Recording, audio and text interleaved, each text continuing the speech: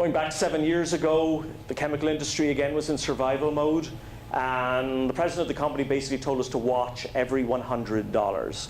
And then I had a phone call that basically one of our emergency responders, our head emergency responders down in Houston, said, "Our fire truck is dead.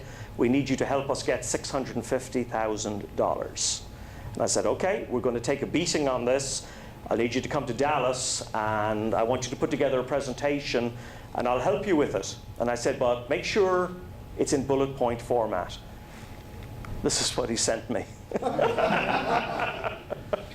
Yeah, this is where you line your audience up in one big line, and you end up shooting them all at once. But basically, this is what we did. We just had a headline statement and then an aerial view of the chemical plant. We talked about some of the areas. We'd had some fires, smaller fires before. We talked about the entrance to the chemical plant had a railway track, and the trains tend to sit there, you know, these 2 or 3 mile long industrial trains. Sometimes you could be waiting 40 minutes.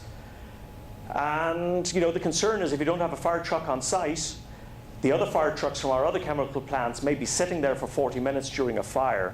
One of the executives said, "Okay, these previous fires that we've had, if we hadn't had a fire truck there within, we'll say, 10 or 15 minutes, what would have happened?" The emergency responder said we would probably have lost either a big part of a unit or most of the chemical plant. And the executive said, "You can have your money, and not only that, I want you to get a rental fire truck until this thing is built." Put that in perspective from an impact on the company's bottom line. That fire truck has paid for itself at least 10 times over in big fires that it's actually managed to stop the escalation going on.